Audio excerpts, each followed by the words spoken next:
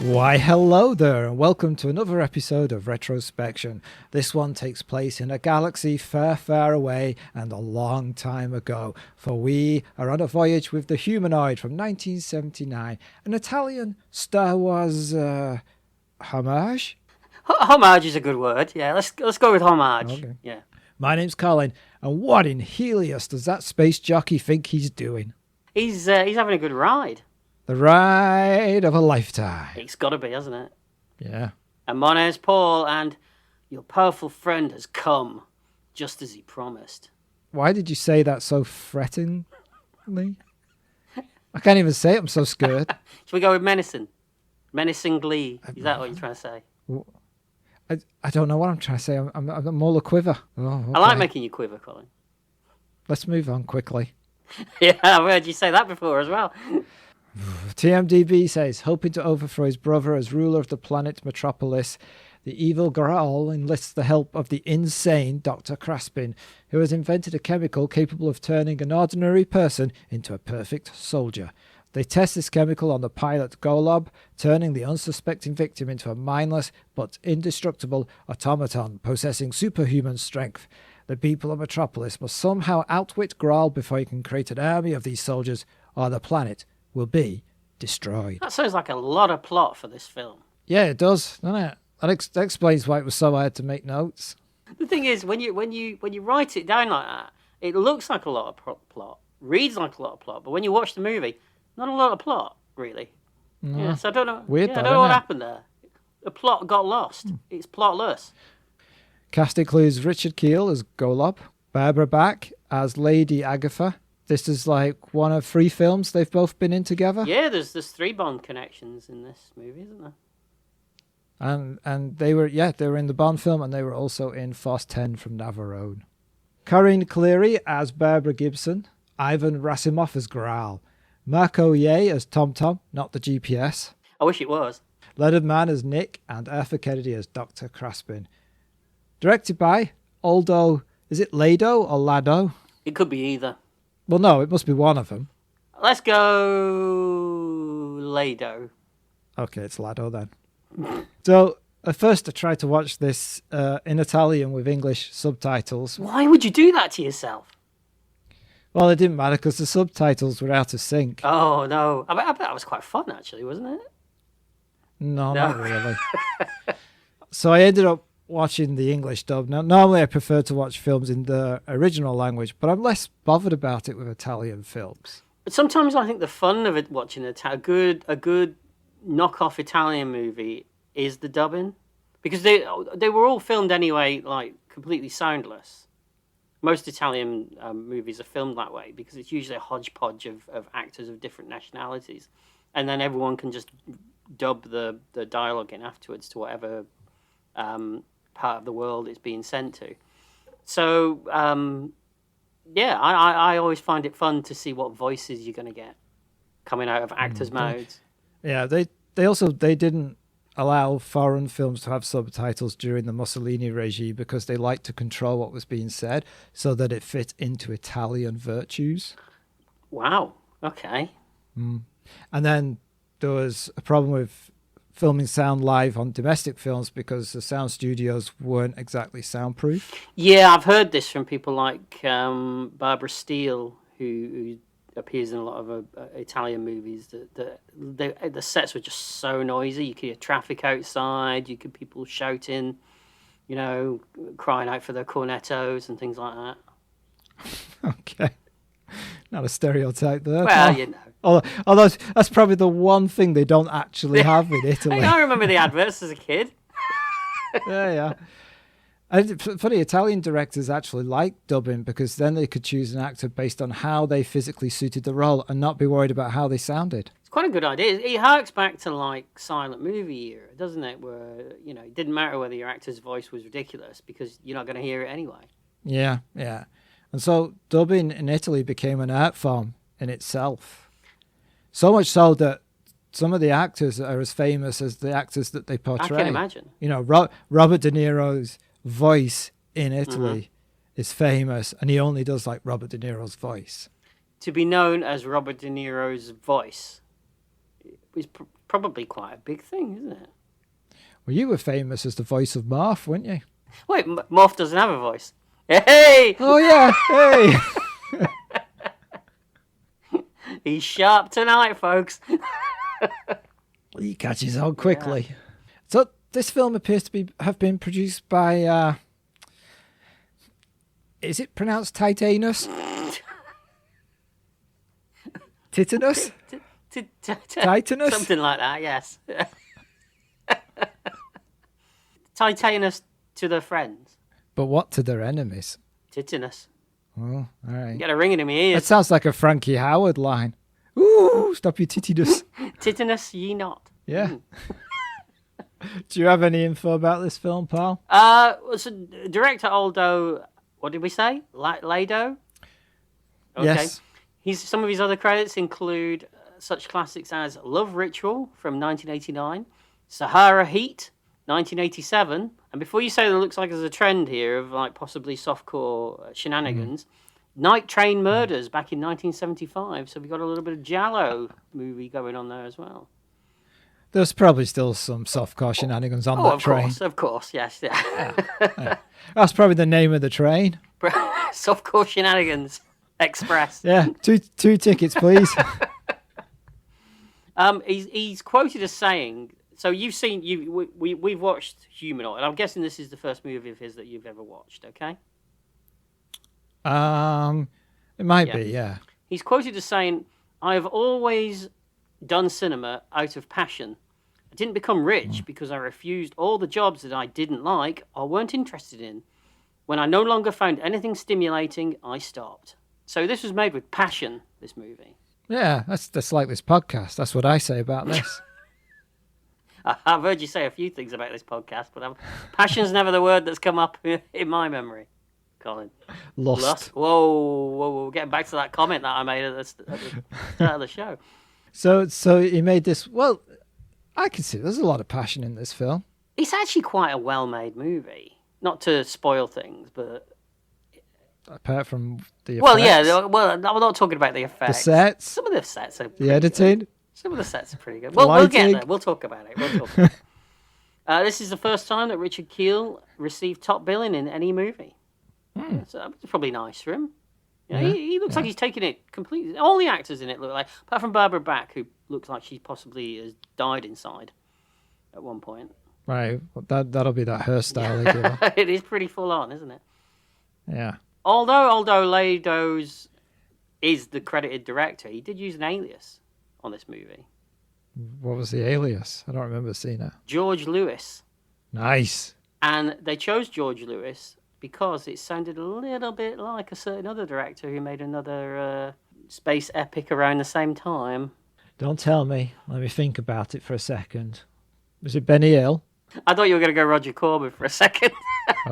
No, it's that your friend and mine, Mr. Lucas. Mr. Lucas, yeah. So we're going for the possibly link aspect to Star Wars that this movie might have, Of course, as we said, there's another Bond connection with the actress Corinne, is it Cleary, is it? Clary, it's pronounced, yeah. Do you know which Bond movie she was in? Can you remember? No, I think that's escaped me, that one. You'll have to enlighten me. She's in Moonraker, and she's the lady that helps Bond near the beginning of the movie and then gets mauled to death by the dogs in the woods. Oh. In slow motion. Okay, yeah. Remember that? I mean, vaguely, yeah. Oh, come on, it's Moonraker. It's one of the greatest Bond movies ever. I've only seen it a few times. Just a few. Yeah, all right. Every bank holiday when you were a kid, Colin. Yeah. And every year since then. Absolutely. The UK video versions of this received a 25-second cut to get an A rating, which was the equivalent of a PG today. I wonder which 25 seconds they cut out of the movie, Colin, do you think? Does it involve a virgin and blood? Might do, yeah. That's one of the weird things about this film. Do you know what it reminded me of? Do you remember when we did Rage War? Yeah. Wasn't there an opening to that movie which was just two naked people having sex, and then And they cut that out of versions of that movie, didn't they, as well? Yeah. Very strange. Well, what's strange about this film is there's some kind of there's some brutal bits, but then it's got kid bits in it. Well, it's just a kid's movie, isn't it? It's a kid movie. So why have the blood slurping virgin? I know. And a lot of the action's quite full on as well. When people are getting shot, they're like flailing everywhere. There's explosions going off. I think Italian kids are just tougher than the rest of us. Is that what it is? Yeah, I think they can take it. They can take it. Okay. Arthur Kennedy is in this movie, as you said. And, it is, yeah. Yeah, and he only got the role of... I have trouble with the names in this movie. I keep wanting to say Dr. Crappin. Dr. Craspin. Yeah, and it's like the element that they use to create the Inseminoid. I kept thinking it was called Crapatron. I mean, that's close to what it's called. It's called Capatron. Capuchin monkey. Where is it? Yeah, Capitron. Capatron. But he only got the role of Dr. Craspin after Donald Pleasance. Donald Pleasance? I'll do that again. Donald Pleasance. Donald He yeah. Oddly, his presence wasn't there. It wasn't. Donald Pleasance, he rejected it, funnily enough. And I mean, he's done some questionable choices, Donald Pleasance. Let's be honest, some shit. Yeah, be honest pretty about well. it. And he rejected this one. Oh. I can picture Donald Pleasance playing that role as well. Yes, yes. Yeah. Did you know that the film inspired a pop dance track called Love Games by the group Ganymede in the 70s? No. But you want to... Oh, yeah. Immediately after this, I'm going to have to try and find it. Have you heard it? I have, yes. Is it good? If you like your disco, you know. It's on YouTube, I assume. Oh, yes. You'll find it. Yeah. All right. And some of the costumes were reused in the movie You're, The Hunter from the Future in 1983. Another classic. Yeah, I bet you've seen that one. Yes. Mm-hmm. Doesn't that feature our friend Reb Brown? Isn't he in that one? I think it does. Mm-hmm. It's been a while. Maybe you have to do it in the future. What? We'll have to do a podcast on it. Oh, what, You're? Yeah. Let's play a trailer.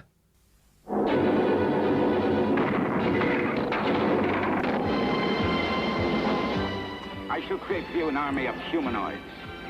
Indestructible human robots. This is the day of the humanoid, when man faces his greatest challenge from outer space.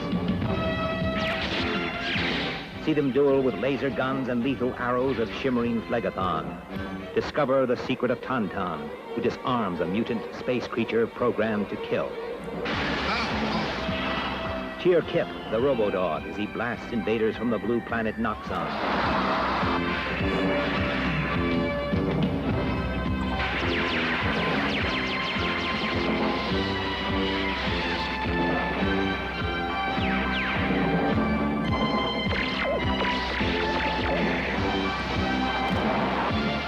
This time they come too close. The humanoid. I mean, apart from the fact that guy sounds bored, what film was he describing? It sounded like a good one. It did. Yeah. What point did the robot dog take on people and start blasting them? And yeah, you're picturing this. You just hear the audio of that. You're picturing this big robot dog picking up a blaster and shooting people, and yeah, cigar hanging out of his mouth. It's not that at all. It looks like Dusty Bin. It does. Yeah. Yeah. All right, so let's get on with the film then. So we get some nice wobbly floating credits, pal. Yeah, they reminded me of Sapphire and Steel a little bit that we did recently. They did, yeah. And as the title Le Humanoid appears, an entire orchestra falls down some steps. This music felt like, like a bad 1970s Euro game show. I was waiting for Henry Kelly to come out and walk down some stairs. Come on down to Le Humanoid. Let's now. Ennio Morricone has done some of the best music in cinema. Yes. And this is not one of them. Do you think he was even aware of what kind of movie was being scored? I think so, because he put all electronic and stuff in it. Although it was nice to hear Glockenspiel. Not heard one of those in a while. Wow, yeah. You like your glockenspiels, don't you? Yeah. I can't say it, by the way, in case you didn't get that. No, but you tried. don't have to say it to like it. No, you don't. This is true. I've heard that before as well. Oh. Yeah, it doesn't fit, does it? At any point, any of the music. No.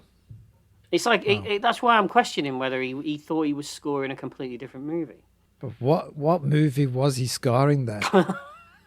I'd like to see it. Obviously a comedy of some sort. I mean, you could argue that this fits the bill in that respect, but yeah, it's very strange music. It is. I don't like it. Neither do I. No. Usually that's weird, isn't it? Because usually in a bad movie we usually do tend to like the score. I've noticed that. Yeah, because the scar is usually the thing that's come in to save the movie. Yeah, it's doing the heavy lifting in a lot of the places. Yeah. Where in this, it's kind of like the weight on top of everything else holding it down, isn't it? Yeah, it's not doing any heavy lifting. Not it's at sitting all. in the back of the truck having a fag. Maybe that's what he was doing when he was doing it. Yeah, he's like, yeah, I'm not going to do the accent. They don't pay me enough for this shit. Oh, it's like Ennio was in the room then. Thank you. I mean, he was dressed like Mario, but at least he was in the room. So this music builds and builds, and we get a voiceover. Metropolis, known ages ago as planet Earth, now faces its greatest hour. Lord Growl has just escaped from the prison satellite where his brother, ruler of the peaceful galactic democracy, had exiled him. Malevolent and power-hungry, Growl. Hungry, I guess his stomach growled. Yeah, of course. Yeah. Has plans of vengeance that may further alter the destiny of mankind. Okay, why did Earth change its name? Maybe they got bored, Maybe they had some men in, bit of renovation work going on, Funnily enough, we're having our bathroom done soon, so maybe I should get the same guys in, Yeah. And they called the planet Metropolis. Metro meaning city, polis meaning city. Yes. All right, fine. They could have also just taken it from a certain caped superhero comic as well. Or go on. The German expressionist movie that's very popular. Could be. I wonder why they didn't just do a text crawl up the screen and they had a voiceover instead. I mean, I guess graphics don't come cheap. I bet they thought about it though. I mean, in a movie that's riffing on so many other things to do with Star Wars, it just seems strange that they didn't go that route. What's odd is they sat there and went, "No, that'd be a step too far." That's where we draw the line. Right there. I should say, by the way, I'm going to play a little game tonight on this episode. That every time we get a blatant homage to Star Wars, I'm going to take a drink. So is the text on screen not a homage? Really, it's kind of the same. I think it's half a drink. Well, if you insist, Colin. If you insist. Yeah, half a drink. There we go. Yeah, good. So then we get an underside view of a giant ship. Yeah, a huge spaceship flies over the screen. Another shot. Hold on. No, you don't, because this is obviously a direct rip-off from Spaceballs. Hang on a minute. Nope, yep, straight, another drink. I thought you were pulling some timey-wimey shit on me there for a second. No, another drink. And this ship looks exactly like a Star Destroyer from Star Wars. Another drink. It is. It's triangular, isn't it? Another drink. Yeah, I like this game. This is good. I'm glad I chose. This was my choice as well. The Humanoid. Was yeah. You fell right into my trap. How's it my trap? You're allowing me to drink. Actually, you allow me to drink every time we record, so it's no different, really, is it? How would I even stop you? This is true. You are on the other side of the world, Colin. And it'd be like stopping a chimp flinging its poop. Wait a minute. It's just what they do. So we get a smaller ship flying by. So the effects, they're not great, are they? Even for this time period, they're not great. Do you think they're worse than something like Battle Beyond the Stars? Yes. You do, right? Okay. Are they worse than Blake 7? You know what? Yes, because Blake Sevens were imaginative, That's and interesting. these are not, That's because interesting. these are just Star Wars shaped objects. Okay. I didn't mind I thought the opening shot with the ship flying over the top was done quite well. Do you think they look bad at the time?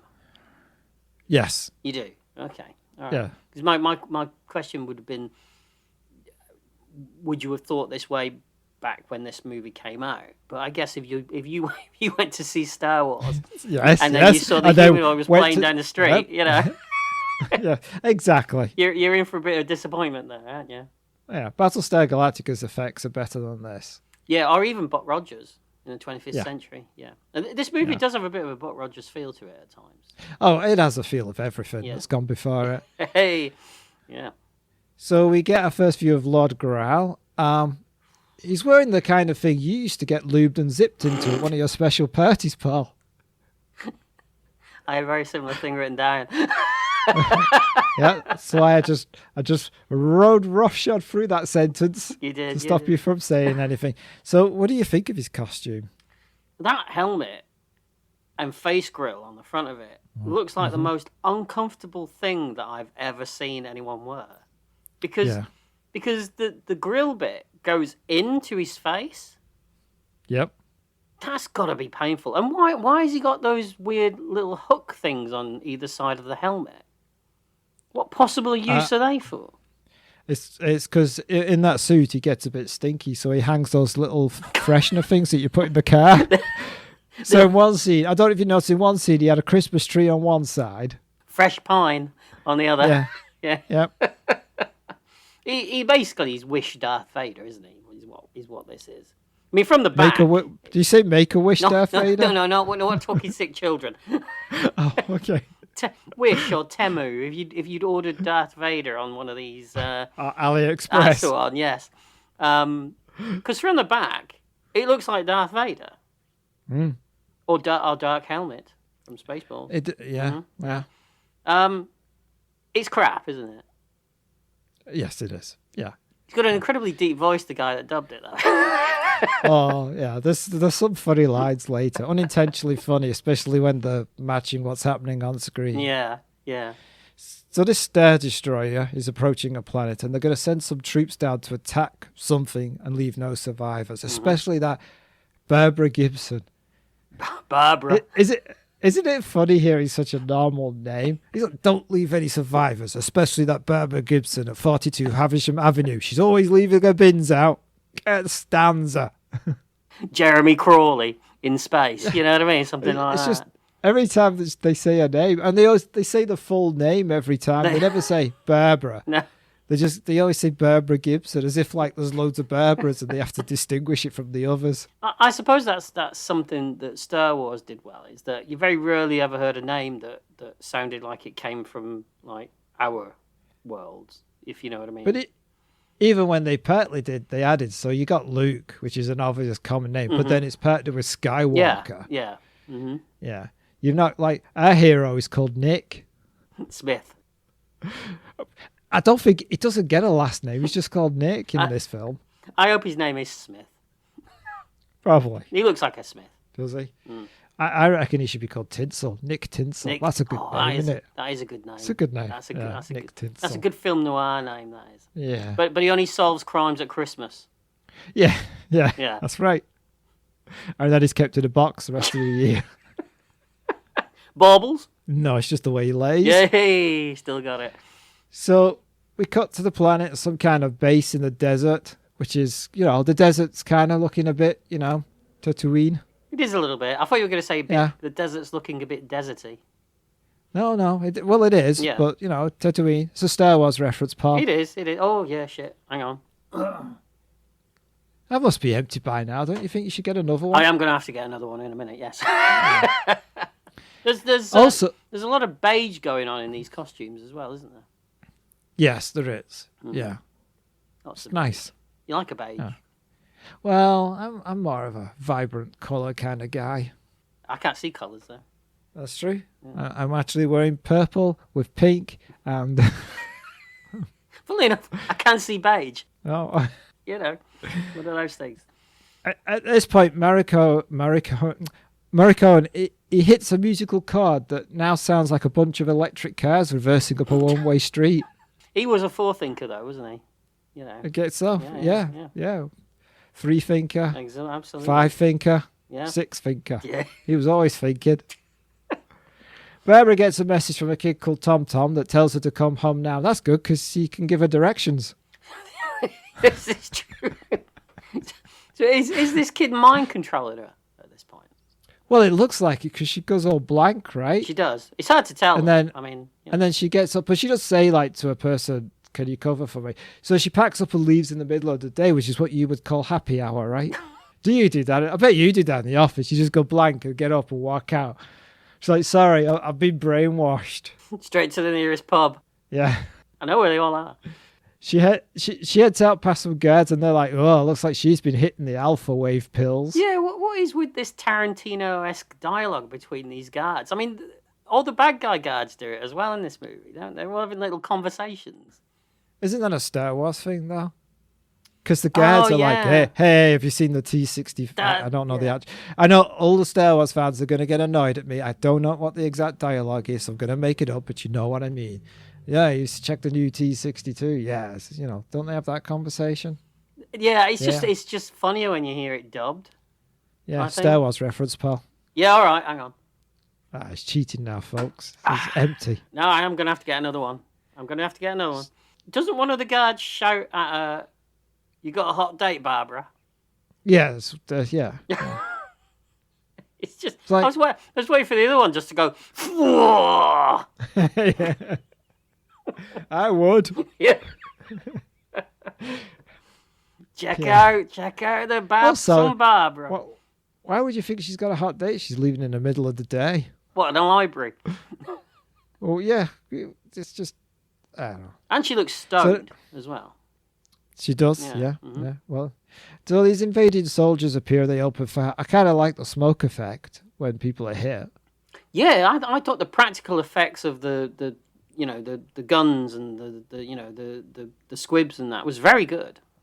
Yeah, and everyone's really going for the dives and the jazz hand deaths. Oh yeah, there's a lot of theatricality going on in the deaths. Whoa. Absolutely. I bet these stormtrooper, because that's what they are, but they're in black. Oh, is that another Star Wars reference? It is. I'm literally on the dregs. Hang on, I'll go and grab another one. It's going to be the title of your autobiography, isn't it? On the dregs. Literally on the dregs. Yeah, I'll grab another it's a good title. It is. I'm keeping that. Yeah. There we go. Normal service resumed. Oh, he's on it as well. Very nice. I did debate whether to play this game using hard liquor, but then I thought, no, I'll be dead. Yeah. By the end of the episode, so I thought, no, stick to beer. Yeah. Stick to beer. Yeah, it's probably a good idea. Mm-hmm. So they go through this base, killing everybody, and they realize that Barbara's not there, right? And the bloke in charge is like, "Ooh, I hope my boss isn't going to be too angry." Well, yeah, because doesn't he, before they go to do this deed, doesn't the Lord Grail tell him, "No, don't disappoint me, Jerry," or whatever his name is? Yeah. Yeah. So they're looking for an object marked with a K, right? A Capitron. Yes, or Crapatron, as I like to call it. Yes. Mm-hmm. So they're looking for when they said, "Oh, we're looking for an odd-shaped one," I thought they were looking for you. What do you mean by that? You've had a Crapitron installed in your bathroom. Hey! Well, if we're having the new bathroom fitted soon, I might have to have a Crapatron installed downstairs because it's going to be off limits. That's true. Mm-hmm. Yeah. A commode. Isn't he a reviewer? Yeah, he is. Well, Oh. Yeah. So we have the council on Metropolis. It's led by the Great Brother, and he says, "Oh, we should retaliate against this attacking force." Mm-hmm. The Great Brother is the brother of Lord Growl, our main villain, right? Who has escaped from prison and is working with Dr. Craspin. Mm-hmm. Yep. I'm just giving a little plot here. So Growl wants to eliminate Barbara Gibson because she discovered Craspin's plot to build soldiers called Humanoids, and she had Craspin sent to a psychiatric hospital. Yeah, this is all backstory. Yeah. And this Capitron that Growl is after is needed by Craspin for his experiments, right? Mm-hmm. So Big Brother sends Nick to talk to Barbara to find out where Craspin is being held. You've lost me already. Keep going. No one will know. But we then cut to Golob, who's out in space, and he's kind of a cop, and he's having problems communicating with Metropolis, right? Mm-hmm. I like Keel in this scene. He's very natural, isn't he? I think he's yes. Yeah, his performance in the whole movie is, well, maybe not when he's in when he's himself. Yeah. I wish he'd done more stuff like this. Yeah, I guess he just didn't get the chance very often, which is probably why he grabbed this role with both hands, both very big, considerable hands, and ran with it, didn't he? Yeah, yeah. Everything I've ever read about him, really nice guy, apparently. Yeah. I'm not sure about this robot dog, though. Are you? Oh, I say it looks like Dusty Bin. It reminded me of Dusty Bin. It's got the range of movement of Dusty Bin. Right. Are you going to explain who Dusty Bin is to our American, Japanese, Vietnamese listeners? Well, where to begin? Hold on. I'll count you in. 3, 2, 1. Very good. You did it just as well as the guy did on the show as well, because he couldn't do it either. It was a game show back in the early 80s, late 70s, early 80s. Yeah. Where you had to solve next level, what would you call them? Conundrums. It was like the stuff in National Treasure, wasn't it? My first is in toilet. My second is in cat. Was it? I have no memory of what the actual questions were about, what the game show was about, which was called 3, 2, 1, by the way. They had to solve these puzzles or riddles that were in sketches that they were shown, and then they had to try and work out what the prize was going to be at the end of the show. And if they guessed it correctly, they would win that prize, which would usually be like a speedboat or something like that, or a holiday usually. But if you didn't win, you won. I always used to think they'd wheel out this robotic dustbin, or trash can, as you would call it in the States, with face and hands. But you didn't win that, actually. I used to think you used to win that, but you didn't. You used to win a real... want to go? Yeah. Bin? A real bin. Just a bin? Yeah. But this remote control bin literally was like a dustbin with hands and feet stuck onto it, and then it just had wheels and it was remote control. That had more life to it than this dog does in this movie. More charisma. Definitely. That's what the problem is. It's not cute, is it, at all, or anything? No, it's not. No, and they're obviously trying to go for the cute, aren't they? Yeah. It's no Grogu. Hey, we've got a Patreon episode to record after this, and I know you're just busting to hold it in. All right. To go back to what you said about Richard Keeler, he looks good, doesn't he? I like him with the beard. It suits him. Yeah. Mm-hmm. So he hears an emergency on Metropolis, but he can't reach them, and he sees Growl's command ship, and he recognizes an old ship, and he decides to follow it, and he puts on his stalking hat. Yeah, he puts the hat on to fly the ship. Yeah, he's got a hat for talking, a hat for walking, a hat for stalking, a hat for fornicating. Well, actually, that last one's a helmet. It sounds like you. Does, yeah. Got a hat for every occasion. Did you notice that whenever he pats his dog, by the way, that his little antenna rises? Yeah. Very similar to you, that, Colin, isn't it? It is true. It's true. And mine is telescopic. And it's silver. So I've heard, Oddly, yeah. Oddly, very oddly, yes. Very oddly. Put mirrors on it so I can see around corners. Dick has told Barbara what's going on, and she tells him that Tom told her to leave the station before the attack. Mm-hmm. Now, Tom's outside playing with some strange people. Did you get the name of these people? Because I had to keep playing it and I couldn't work out what they're called. They are referred to as, and I don't know whether this is a bad translation for the dubbing, but they are referred to as two strange foreigners. So foreigners was the word I couldn't hear properly. Yeah, two strange foreigners. I mean, political parties have been created by this kind of shit, haven't they? That is true. Yeah. Why does he have those two weird? Oh no, I've done that bit. Why did I put that there? All right, carry on. Okay, thanks for the permission. Is Tom Tom the real mastermind of all this then? You think he's controlling everything? Positioning people? Yeah. He's it's like a chessboard, and he's moving all the pieces. Well, he's good at moving things and finding where things are to go to and how to get there. And being annoying. Because he's GPS. You're running with that gag, aren't you? Yeah. He's got one gag, and he's gonna determined to use it continuously. So now we meet Lady Agatha, who appears to be watching a woman being experimented on by Dr. Craspin. Yeah, and I think this is where we get those 25 seconds that were removed from the UK video version. Yeah, because it seems to suggest that they are sucking life fluids out of people as an anti-aging cream. I bet back in the 1930s when Arthur Kennedy was playing opposite Errol Flynn and They Die with Their Boots On, he never thought he'd be sucking the guts out of a naked Italian woman whilst dressed in a heavy metal gimp suit. I don't know. Errol Flynn got up to some naughty stuff at his parties. I was thinking maybe he did, yeah. What's the 30s? Hollywood Babylon and all that business. Yeah, I know. I read that book. So we watched Growl's ship land in an underground base on, I think it's planet's called Noxor or something like that, right? If you like, yeah. It's a good shot though. I like this shot of the ship landing into the. Yeah, it's a good shot, but this whole scene goes on forever.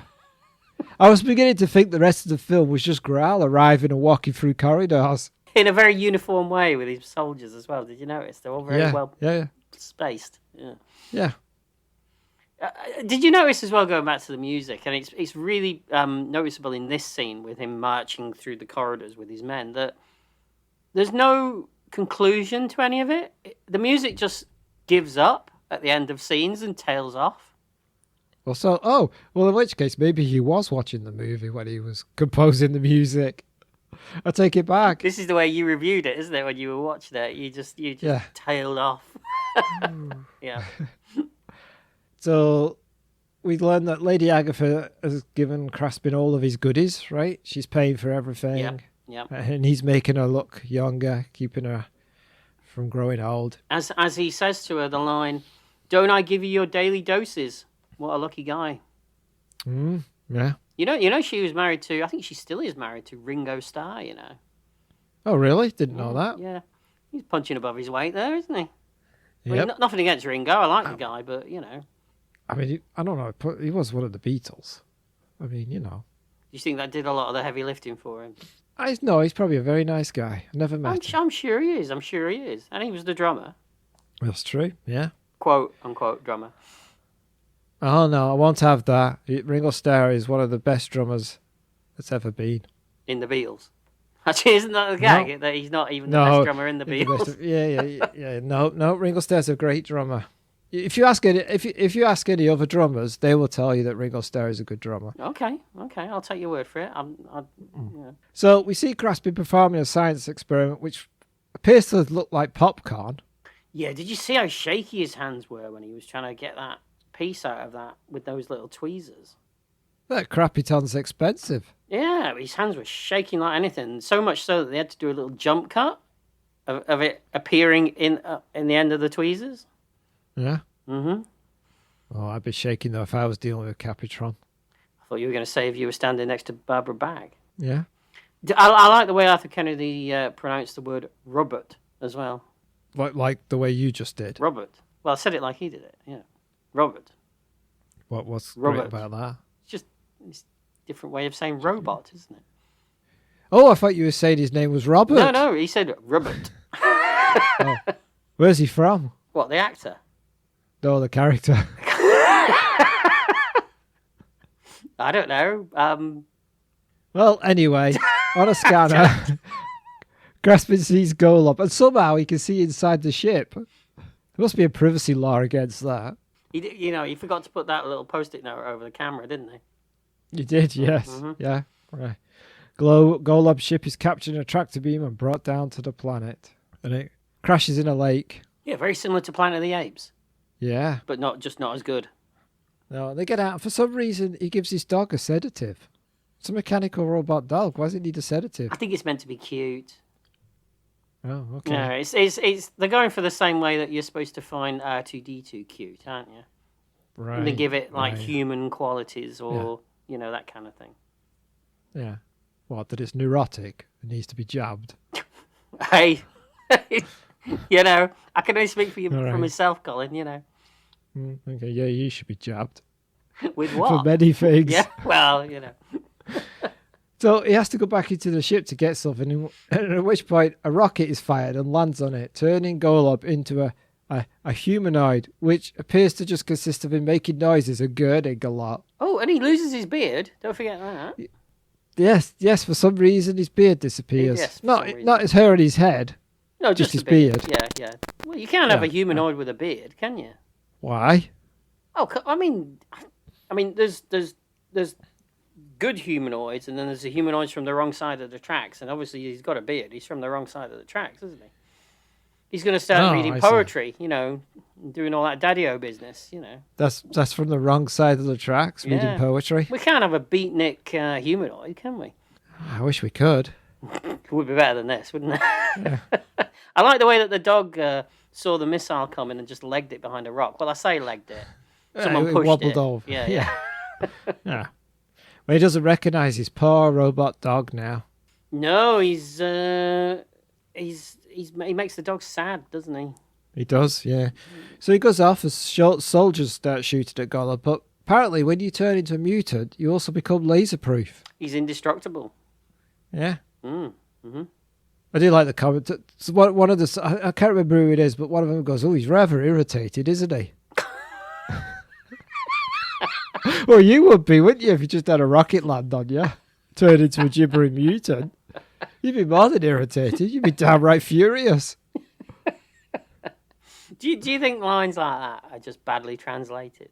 It's hard to say, innit, or whether it's one of those Yeah. situations. Yeah. It must be just a bad translation because they weren't trying to turn it into a comedy. No. Because this is played 100% seriously. The whole movie is. Yeah. There's lots of flipping and acrobatics as he deals with these guards as well, isn't there? Yes, and there's lots of dummies flying around. Lots of dummies. Yes. Yeah, so eventually they gas him, right? They do gas him. Yeah. And then they place a sensor on his head so they can control him. And they give him a mission to go to Metropolis and kill the Great Brother. Yeah, I'm not sure how safe this plan is. Just, even with that little dot on his forehead, it seems a bit risky to me. But they just dump him outside and hope for the best, don't they?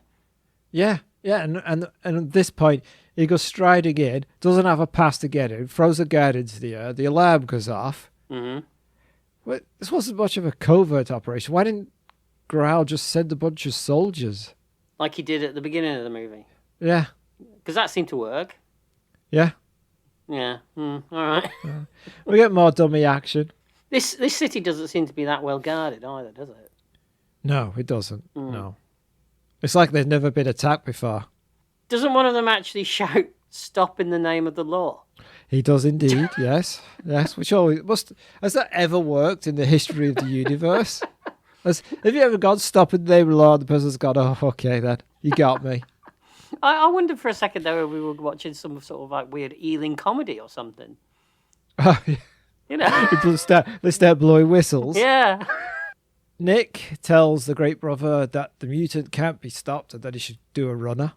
Yeah, and he's standing outside for a bit as these men are shooting at the humanoid. And then he tells them, "Protect the palace at any cost." And then he just runs off and leaves them to it. Delegating.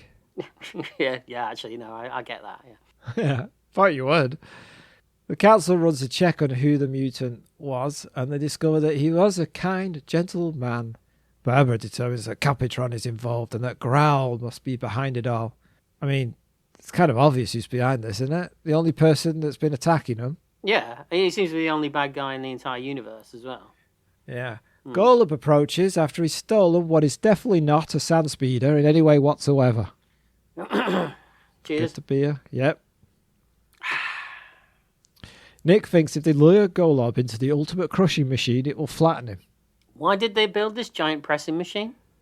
What was the use? What was the use of it before this? For pressing giant things. Nick puts his pants in it. He's got some big pants. Actually, I can relate. Yeah. Yeah. I mean, it doesn't work. It doesn't work, but the thought's there. He reaches the great brother, and he's about to kill him when Graspin, still obsessed about Barbara, realizes, she'll be there, so then reprograms Golub to make her the primary objective. So now Golub wanders off to go kill Barbara. Yeah, if only he'd stuck to the plan. Yeah, film would have ended. Yeah. Sweet relief for you, Colin. Yeah. So we cut to the command ship, and this made me laugh. And a flunky starts telling Growl, that we'll be vulnerable to attack.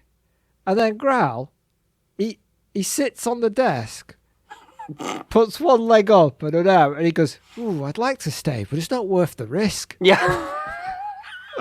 Looking at the camera, I'm like, well, he's very relaxed about it. I'd like to stay, but it's not worth the risk. All right, okay. It was the sitting on the desk that made me laugh. Yeah. And looking at the camera as if he's talking to us. Do you think the actor was just so absolutely shattered from wearing that shitty costume for the whole time that he just plonked himself down on the nearest thing he could find? Yeah, maybe. Yeah. Or maybe he didn't realise he was in a full shot, and he thought they were just shooting him from the waist up. But then his head wouldn't be in shot. Just the top of his head. Yeah, it was very strange. Very strange. It was. Golub arrives at Bab's place. He chases around like a Benny Hill film. I wrote the exact same thing. I said, it amused me how they're crashing into things. It was a very Frank Spencer type. Yeah. I did go. It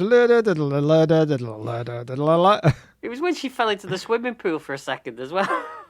It's like, well, I was interested at that bit. I'm sure. Do you know what? One of the little tidbits of facts that I uncovered. I think this was on IMDb, and I didn't write it down because I thought, no, even for us that's a bit tacky. But sometimes you read something on IMDb and you think, who wrote that? So one of the bits of trivia actually stated, and I'll try and remember it word for word. If you look at all the female actors in this movie, it's quite clear that none of them are wearing bras. I thought, Colin, did you you posted things on it? That's somebody with way too much time on their hands, isn't it? I swear it wasn't me. And only time on their hands, nothing else. Yeah. He's seen this movie a lot, that guy. Yeah, I guess so. Mm-hmm. All right. I mean, there's only 2 women in it. I think there's some background people here and there. Oh, well, you have to be really spending a lot of time. He's got that remote control going backwards and forwards, Fine. So Tom starts saying some words and calms Golub down, right? He's got mind powers. Yeah, okay. Does that constitute a drink? Because what you're saying, he's like a little Yoda? Or a Jedi type? Jedi powers? Oh, yeah. Tell you what, yes it is. He is also dressed in Luke Skywalker's costume as well. Well, not the exact same one, because that wouldn't fit him. I mean, my camel's not that short. Unless it shrank in the wash, but yeah. Maybe, yeah. Okay, I'll take a drink. Cheers.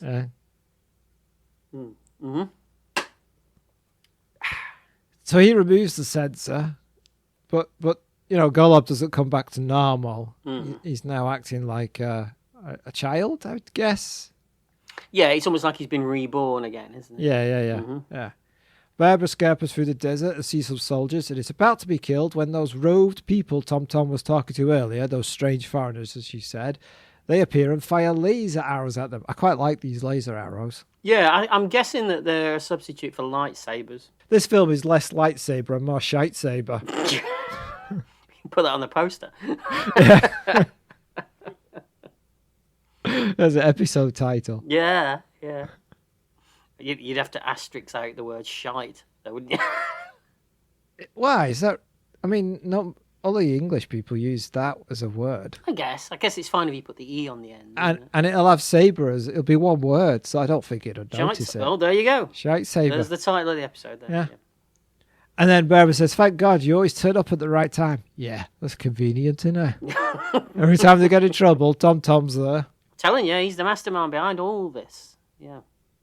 Yeah. Mm-hmm. We get some spiritual mumbo jumbo at this point as they try to make Golub tell them where Craspin is because Golub is still not back to his normal self. Mm-hmm. Barbara is then kidnapped off screen. She is in a weird-looking ship as well. Yeah. Yeah. Very strange. But it's just weird that they're like, "Oh, she's been kidnapped." You know, when? We didn't see it. You're not going to show us. You hear a scream, and then they run outside, and then you see this weird ship taking off. I hope she doesn't get sucked out by Arthur Kennedy, by the way. Let's hope not. Mm. Especially with his shaky hands. That's why they're shaking. Listen, he was in the same band as Nick Tinsel, Shaky Hands. He played keyboards.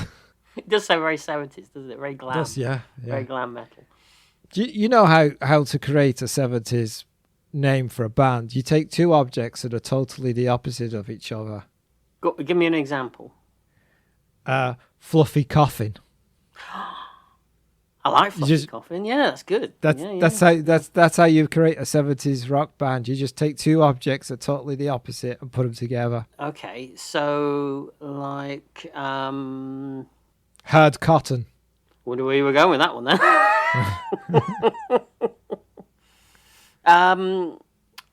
Flowery Throw. Throws could be flowery, Paul. Yeah. But so they go together. They're not supposed to go together. Okay. It's supposed to be two opposites. Okay. I'm not very good at this, am I? No, I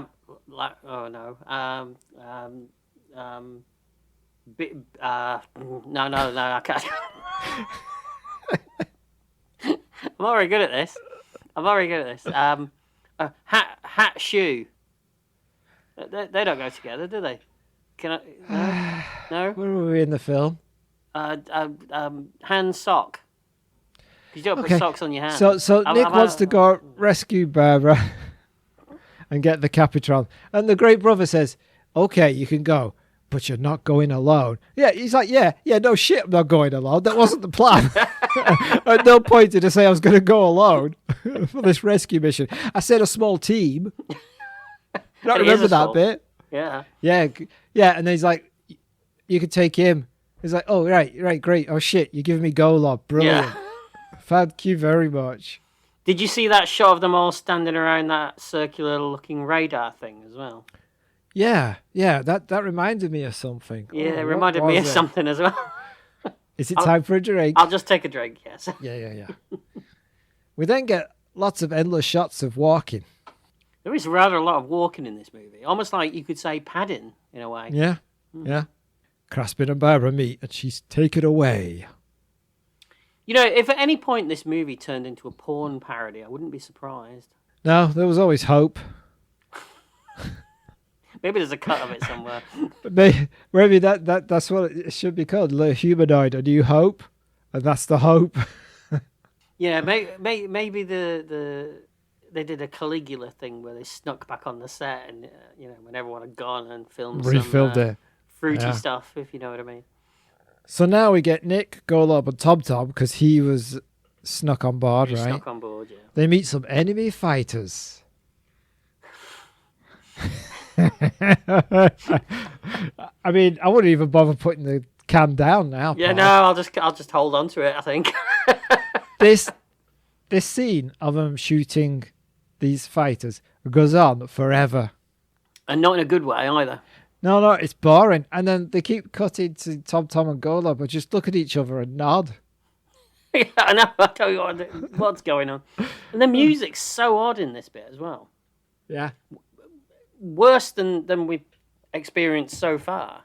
Yeah, it's not getting any better, is it? No, I mean it's bizarre. I mean, because it's almost shot for shot, exactly like a certain other movie, especially the shots of from behind when they're in the gun turrets. Yeah, and it's still crap. Yeah, I mean that's an achievement. I suppose that's got to go down as an achievement somewhere. Yeah. So Golub kind of crashes or lands the ship, and on the desert planet, the robot dog appears and wants to lead them somewhere, right? Yeah, and his mind seems to be returning a little bit, doesn't it? Golub's? Yeah. Yeah. And he has a little bit of a happy reunion with his robo-dog. Ah, we do. Yeah, it's Yeah. nice. Mm-hmm. Yeah. So they break in to like a Grell's complex somehow. Mm-hmm. And the robot dog leads them to Barbara. And I think the music goes a little crazy here. Oh, yeah. He's given up at this point, hasn't he? He's just throwing everything into it. Yeah. Yeah. So Barbara's supposedly going to be turned into juice, right?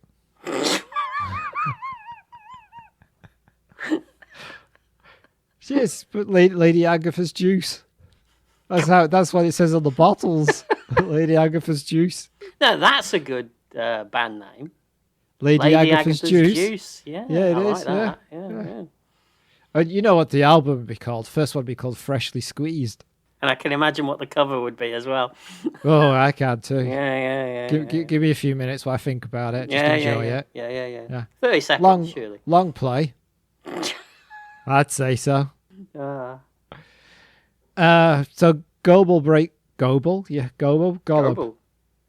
It's changed to Goble. Goble breaks in because it's supposed to be Gollum, right? I think so, yeah. So it's Gollum. Mm-hmm. Gollum breaks in and he tries to free Barbara, and then there's a fight, right? Mm-hmm. It's hard to be stealthy when you're 9 foot tall. Yes, I know. Tell me about it. Mm-hmm. But Craspin unleashes gas into the room, but our robot dog turns it off with his tail. Yeah, did you notice as well that even though Barbara is about to be sucked, nudity obviously isn't covered in her contract? So that's right. Why was the one at the beginning of the movie? Why did she have to be nude? It clearly doesn't affect the process, does it? No, but maybe Craspin just tells people it affects the process. Yeah. Is it like you have to be nude for this? Is it like the Patrick Stewart bit in Extras? And then the clothes just fall off, and I see everything. Yeah, maybe. Yeah. Well, the thing is, what you got to remember is that Craspin must be the only doctor here, so he's not just doing this shit. He's doing all the other thing that doctors do. He's dealing with broken arms, colds, ingrown toenails, and things like that. Yeah, so he's going around and he's going, I got this terrible headache. Well, first of all, you need to take your clothes off. And then I attach these tubes. Yeah, and I'm going to suck you. A bit of bloodletting. Yeah. That'll work. Yeah. Mm-hmm. Fight breaks out in the landing bay because Craspin and Lady Agatha are trying to board a ship, right? Mm-hmm. But Agatha, she needs a serum. She's like becoming weak, right? She's getting stiffer and stiffer. She is. Mm-hmm. At this point, does the dog shit on the floor? What? The dog, he does this oil thing out his bum, and the bad guy slips on it. And it's like this yellowy brown stuff. I thought, I suppose you could have, you could take it that way, or the dog was taking a piss in a comedic way. Oh, yeah, it could be piss, I suppose. Yeah, it looks a bit thick for piss, though. Yeah. But again, then it's a robot dog. Yeah, and maybe, it's that Bond thing where he's squirting oil so that people can slip and slide, Right. Yeah. I just thought you had diarrhea. Where you worded it, though. The dog just takes a shit on the floor. He does. Did I miss a bit this time? That's what he does. All right, okay. Yeah, it is a bit of a weird moment. I guess they go for comedy. Yeah. Just after your bloodletting. Yeah, of course. Yeah. There's nothing like, nothing that Italian movies do better than anyone else. If there's one thing they do better than anyone else, it's tonal shifts. Yeah. Mm-hmm. Yeah. Another good band name. Golob shoots Craspin. I like the fact it's Golob and not Nick that kills Craspin. It's quite good. He meets his demise. Yeah. He does, yeah. But old age catches up with Lady Agatha. She collapses. And she turns into a musky skeleton. Yes, my favourite perfume. Do you splash it all over? You don't really splash it. You kind of smear it. Yeah. We get a decapitation scene. It's good that these guys all stand in a straight line. Like dominoes. Yeah. And they're all the same height. They're all the same height, and there's clearly no one in those costumes either. No. But I didn't think these guys were robots, right? I thought they were people in... Yeah, because they've got eyes, haven't they? Yeah. Yeah, you can see the eyes through the costumes. Okay. Don't think about it. Don't think about it. Right. Maybe when they die, the blood... Because they're aliens. Yeah. Yeah. So it's kind of like your Supergirl theory of magic costumes and stuff. When these are aliens, we don't know. We've never seen an alien before. Maybe when their heads come off, they instantly cauterize and so there's no blood. Or you could say, like, the heat from the speed of the weapon that he used There's that cauterizes it. Yeah, like a lightsaber type vibe thing. Yeah. There you go. Explained it. Yeah, good. Growl gets on the slowest elevator in the universe. He does a little bit, yes. Yeah. But we get a brutal, ultimate, and expensive fight break out between Growl and Nick. Doesn't at one point he say to him, "No one can stop me now, princely hero"? He does say that, yes. Yes. Is he a prince? We never said he was a prince. Nobody. I think Nick's gone, hold on, am I a prince? Am I Prince? Am I? Oh. Purple Rain? Oh, well, that's that dog again. I was expecting a big showdown, and considering that we've touched on Star Wars so much, I thought they're going to do some sort of lightsaber thing, aren't they? Even Star Crash had lightsabers at the end of the movie. But we don't. We get some poorly staged slapping about, and then we get some laser hands. We do. Laser hands. Yeah. My favourite German. What, next to Big Hands? You remember him? Yeah, laser hands. For you, the war is over. Zoop, zoop, zoop, zoop, zoop. Taking them out. You'll think this is bad. You should see when I go to the bathroom later. I have to be very careful. I bet he does. It's it reminded me. It's kind of a riff on the fight at the end of obviously in a worse way. Enter the Dragon with his he's got like metal hands, doesn't he? And yeah. Flying around. You think they watched Enter the Dragon and thought that would be good, but you know what will make it better? Laser hands. But they said exactly like that. Yep. Just as they're about to kill Nick, Golub grabs Growl and kills him. So Golub's doing all the work here. The others are just fighting around. How does he kill him though? He kills him. He squeezes him. Mm-hmm. And then he disintegrates inside of his costume. Yeah, because they're aliens, Paul, remember? Oh, yeah, damn. I walked into that one, didn't I? Hoist on your own petard. It wouldn't be the first time. No. The whole building starts to go up in flames for some reason, and Nick, Barbara, Tom Tom, and the robot dog escape, right? They do. They run out. Golub runs out with the Capuchon and jumps into the water with it and explodes, and they think he's dead, but oh no. Golub's still alive. He gets out of the water, fully recovered, with Beard. Beard is back. Yeah. Mm-hmm. Yeah. He's happy. This is my pet dog, he says. Barbara replies, yes, I've known him for a long time. Whoa! No, you haven't. You big liar. About 20 minutes, isn't it? Yeah. Then a crystalline ship appears. I mean, I assume it's crystalline and not just a shit effect, bad chroma key. I think it might be a bad chroma key. Oh. Tom Tom is leaving on it. Apparently, he's going back to Tibet. Yeah, he must return home to the past as well. Oh, did he say the past? I didn't get that bit. He says to our home Tibet in the distant past. Well, or maybe he just thinks Tibet is right back in. It's not caught up with the times. It's just a little. They're still driving cars. They got old TV sets. Maybe it's like, we're gonna go to Tibet. They're in the past. See, we're thinking it's Tibet though. It could be Tippet. No, it was definitely Tibet, because that's where he gets all that spiritual stuff from.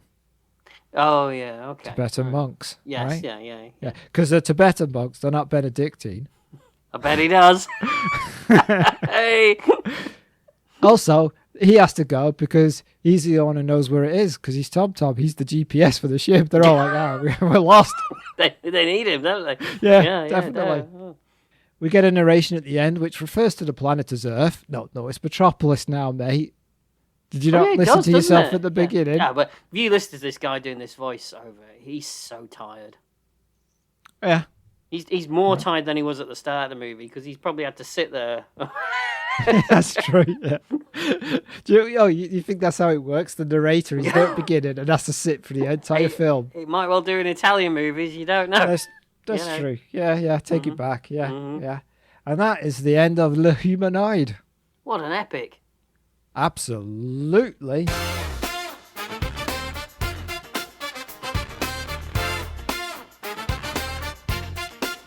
There's no more time to wait. They've got to reach a conclusion. Do they love or do they hate? What's their bloody resolution?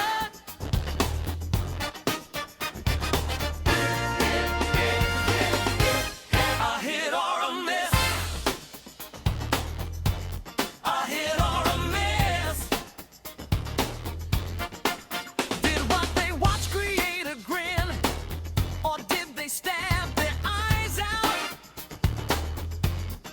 Did they wanna chuck it in the bin?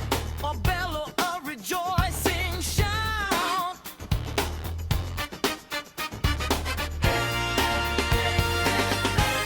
A hit or a miss. A hit or a miss. What is the final word? Should it be deeply buried in a pit? A delicious delight, or is it a tangly turd? Let's listen to Colin and Paul talk shit.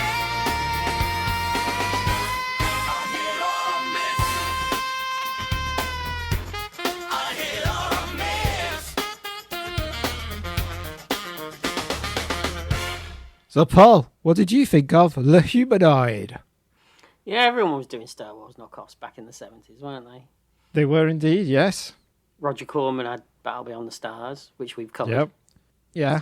I mean, it is a Star Wars rip-off. It's also a rip-off of, Magnificent Seven, which is a rip-off of. Seven Samurai. Yeah. I know my cinema as well. But then Star Wars has echoes of Rashomon in it. So. Yeah. Yeah. On TV, we had Battlestar Galactica. And We in did. Italy, we had this and, of course, Star Crash. Oh, yes, another classic. And as someone who loves Italian exploitation cinema, and I do, You do, yes. I do love all that kind of stuff. You'd think this would be right up my street, wouldn't you? You'd think that, especially I have a fondness for this kind of thing. Yeah. I like the 70s look of it. I will say yeah. that. I thought the charm of the patchy effects was okay, Right. The whole thing's got a weird tone as well. Yeah. Something just doesn't work. And I can't put my finger on why I don't like it that much. Because I'm pretty sure 6-7-year-old me would have lapped this up. Right. Maybe it's the fact that it riffs too much on Star Wars, whereas all those other shows and movies that I mentioned before tried to make it their own in some way. Okay. All right. Maybe it's the script because it's crap, Yeah. and it seems even more scrappy than some of its contemporaries. The way it's put together, it feels like a more polished film than Star Crash, but yet worse than Star Crash in some strange way. Worse than Star Crash. It doesn't look as bad as Star Crash, because Star Crash is rough. I watched it again recently. It's rough. You think the effects are better in this than... They are. I think they're better than this than All right. Star Crash. The score doesn't help because it's just all over the place and weird, and not in a good way weird. Right. Doesn't fit any of the action, or it doesn't even fit any of the exposition scenes. It's just strange. I like the cast. I thought Barbara Bach, Keel, even Arthur Kennedy. There's some names there, and it's all okay. Yeah. But I didn't think it was fun, and it was kind of boring in places as well. Just something missing. It's not got that X factor that a lot of my favourite Italian genre movies have. Yeah. That XXX factor. Yeah, there's a lot of that in those movies, trust me. Unfortunately for me, I'm going to have to say it's a miss. And I'm quite shocked at myself for saying that, because I've watched a lot of Italian exploitation movies, and I like a lot of them. But this just didn't work for me. I'm sorry. No. Wow, that surprised me because you do like a lot of crap. This is true. I do, yeah. Yeah. Wow. Go on. Well, like you said, I don't have any issues with the actors, and I thought Richard Keel was really good in the bits where he was not a mutant. I was disappointed with the mutant stuff. Yeah. I don't. They could have done more with it if they'd just give him some sort of like prosthetic makeup or something to make him more of a. Yeah, I'll just not make him like a moron. Yeah. He could have been like still able to talk and think, but just be under their control. He was kind of Hulk-like, wasn't he? Yeah, yeah. And like you said, it's one of those films where you think, well, effects are going to be rubbish and all that stuff, but it's going to be fun. But it turns out it's not really that much fun in it. No. It's a shame. It is a shame. For me, it's also a miss. Oh, well, I think that's our first miss for a while, isn't it? It is, yeah. So you're welcome, Colin. Thanks, Paul. I knew I was here for something. Yeah. So before we leave you all, we should say that our Patreon supporters now have extra material to listen to. Going forward, with each podcast, we do a supplement called What Did We See? We go through the films and TV shows we've watched between podcasts. It's more laid back and freer than our usual chats. There's also episodes where you sit with James and try and convince him why a movie is good. Yeah, we'll be doing more of those soon. He's just doing his exams at the moment, but we'll be back on that. Alright, you can subscribe to Patreon for as little as $1 a month. Or you can buy each episode at an exorbitant cost. What you could do is subscribe, download what you want, and cancel. I won't tell anybody. They're available at patreon.com/retrospection. Thank you for listening, and from me, goodbye. Bye-bye.